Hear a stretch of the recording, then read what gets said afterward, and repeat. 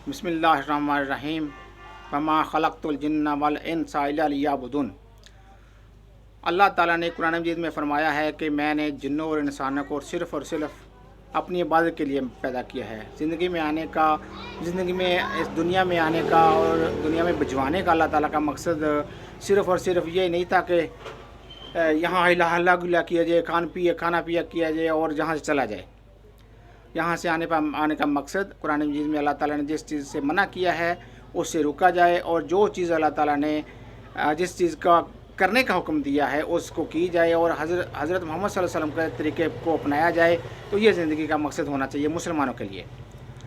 एक बंदा था, उसको एक हीरा मिल गया, तो उसने एक सुनार की दुकान पर उसको ले जाकर उसकी कीमत पूछी। तो उसने कहा कि इसकी कीमत मैं तो अदा नहीं कर सकता, बल्कि पूरी मार्केट इसकी कीमत नहीं अदा कर सकती। तो इसको आप ऐसा करें कि किसी बादशाह के पास ले जाएं, हो सकता है उसको इसकी कीमत का अंदाज़ा हो जाए और बादशाह इसकी कीमत अदा कर सके। वो बादशाह के पास ले गया, बादशाह को हीरा पसंद आ गया। उसने वज़ीर से मशवरा किया और ये कहा कि हर कीमत पे ये मुझे हीरा मिलना चाहिए। तो वज़ीर ने सोचा कि ये हीरा भी हमें मिल जाए और इसकी कीमत भी हमें मुनासिब तरीके से इसकी अदा की जाए। तो उसने गौर व फिक्र करने के बाद उस बंदे को कहा कि आप ऐसा करें कि कल सुबह आ जाएं और जो है इस हीरे को हमें दे दें।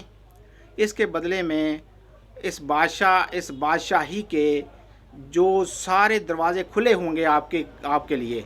जो भी चीज़ आप शाम तक, सुबह सूरज निकलने से लेकर शाम तक सूरज गुरूब होने तक जो भी चीज़ आपको चाहिए कि वो आप ले जाएं। तो उसने कहा ठीक है जी। उसको रात तो नींद नहीं आई, इसी फिक्र के लिए कि सुबह मेरी लॉटरी जैसे लगने वाली है। तो सुबह वो जल्दी चला गया। उसने कहा कि उसके लिए दरवाज़े सारे खुले थे बादशाही के लिए। तो वज़ीर के पास गया, उसने कहा जी कहाँ से शुरू करें। वज़ीर ने ये अक्लमंदी की कि उसको पहले कहा कि ये कमरा है आपके लिए, यहाँ से आप जो चीज़ें उठाएं। और वो कमरा था लिबास का। तो वज़ीर ने वो जो शख्स था उसने कभी कोई चीज़ उठाई और कभी कोई चीज़ उठाई, कभी कोई लिबास पहना और कभी कोई पहना, और शीशे में देखता रहा कि मैं कैसा लग रहा हूँ, शीशे में देखता रहा मैं कैसा लग रहा हूँ। उसमें 2-3 घंटे ज़ाया कर दिए। उसके बाद वज़ीर ने एक और कमरा उसके लिए इंतखाब किया जिसमें तरह तरह के खाने थे। और उसने जो खाने देखे तो कभी पहले देखे ही नहीं थे। उसमें बिरयानी वगैरह, कौरमा अलहदा, बिरयानी अलहदा और इसके अलावा तरह तरह के खाने थे। वो उसने खूब उसको खाया। और उसके बाद बादशाह ने कहा कि अगला कमरा है आपका बेड का लिए मुंतखब कीजिए भी कौन सा चीज़ इस बेड में है आपके लिए। तो उसने कहा कि थोड़ा सा आराम कर लिया जाए, चलें बेड में इस तरह लेट कर देखें। वो लेट गया और साथ ही जो खुदाम थे वो उसके लिए पंखा वगैरह झलने लगे। और एक बंदा रात को सोया भी नहीं और रात का भूखा भी था, और वो आरामदेह कमरा था, आरामदेह बेड था, उसमें लेट गया और साथ ही सो गया। इतना सोया कि शाम को जब किसी ने उसको हिलाकर कहा कि उठ जाओ भाई, तो वो जल्दी उठा और उसने कहा कि अभी टाइम मुझे है। वो और चीज़ें समेटने लगा।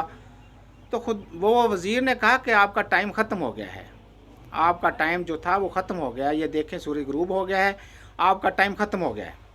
उसने कहा कि नहीं हमें वो चाहिए। वो कह रहा नहीं, ये बिल्कुल आपका जो टाइम था वो ख़त्म हो गया है।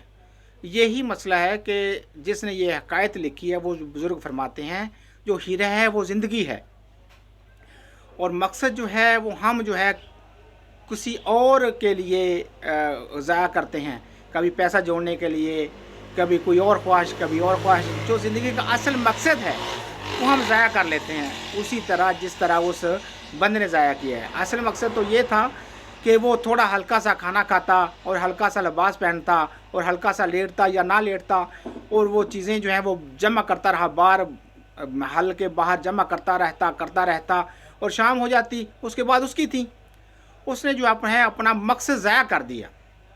इसीलिए ہمیں جو ہے چاہیے وہ اصل مقصد جو زندگی کا ہے وہ ہمیں ضائع نہیں کرنا چاہیے، اور حضور صلی اللہ علیہ وسلم کے طریقے پہ عمل کیا جائے، اور جو ہے قرآن مجید کا جو اللہ تعالیٰ نے حکم دیا ہے، جس چیزیں پہ منع کرنے کے لیے حکم دیا ہے وہ منع کی جائیں، اور جس چیز کو اللہ تعالیٰ نے حکم دیا ہے کہ وہ کی جائیں اس پر عمل کیا جائے۔ اللہ تعالیٰ ہم سب کو عمل کرنے کی توفیق عطا فرمائے، آمین۔